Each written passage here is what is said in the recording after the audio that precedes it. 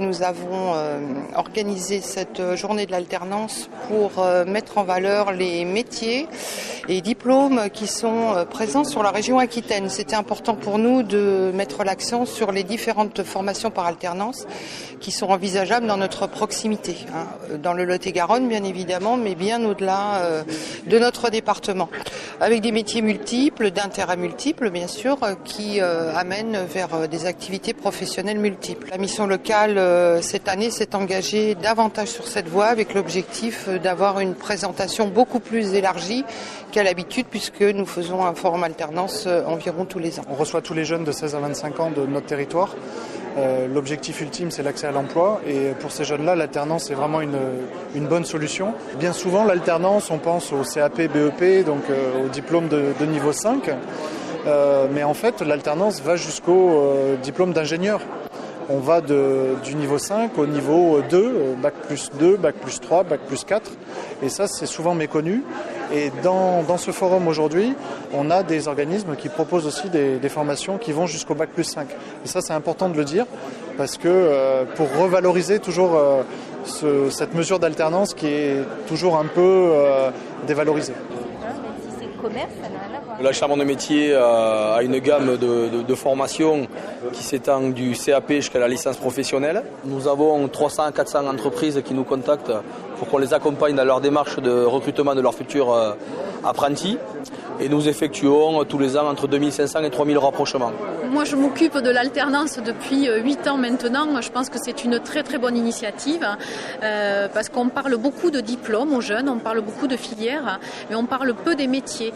Et quand on a 16 ans, c'est difficile de savoir le métier qu'on veut faire. On connaît les métiers qui sont des métiers publics, entre guillemets, on sait ce qu'est un coiffeur, on sait ce qu'est, je sais pas, un bijoutier, mais on ne sait pas ce que c'est qu'un responsable logistique. C'est important que dans l'orientation et le choix des carrières professionnelles, dès le départ, les jeunes ou moins jeunes puissent discuter avec les organismes de formation, leur donner des conseils, les recadrer parfois et les accompagner dans leur réflexion pour les aider à faire des choix éclairés et choisir la formation qui correspond vraiment à ce qu'ils veulent faire plus tard. Ce qui est vraiment recherché par les entreprises, ce sont des compétences professionnelles, techniques.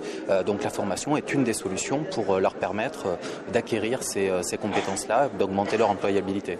On a en 2010 embauché une quarantaine de contrats de professionnalisation dans tous les secteurs de l'économie, commerce, bâtiment, industrie. Voilà. Donc ce sont des contrats de professionnalisation de 1 an à 2 ans avec tous les centres de formation que vous avez ici.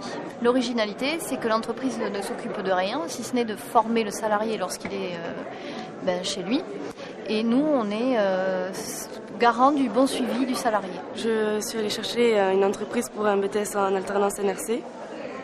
Et donc voilà, pour suivre ma formation l'année prochaine. Je trouve ça très bien parce que c'est dur de trouver en étant jeune un emploi pour l'alternance. Donc c'est mieux qu'ils organisent ça.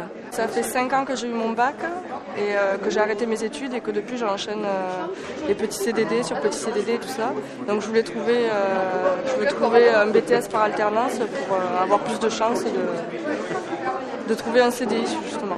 Dans le cadre des missions qui font partie de notre champ de compétences, et il y a quelque chose qui est essentiel, c'est effectivement qu'on puisse avoir une palette d'outils qui soient les plus adaptés possibles à la demande. Et donc la formation en alternance fait partie de cette boîte à outils. Et c'est d'autant plus important qu'on sait que les jeunes sont la catégorie de la population qui est la plus touchée par le chômage aujourd'hui et qu'il faut vraiment les accompagner et les aider à réussir leur insertion professionnelle. Et ça passe nécessairement par de la formation. Et à partir de ce moment-là, il nous a semblé important de s'associer effectivement à ce salon, d'être présent et de pouvoir ensuite les accompagner, les orienter, voire les conseiller, avec y compris les autres outils dont nous disposons, notamment qui sont l'apprentissage, le tutorat, le parrainage et puis aussi la palette des chefs d'entreprise que nous connaissons et vers lesquels nous pouvons les orienter.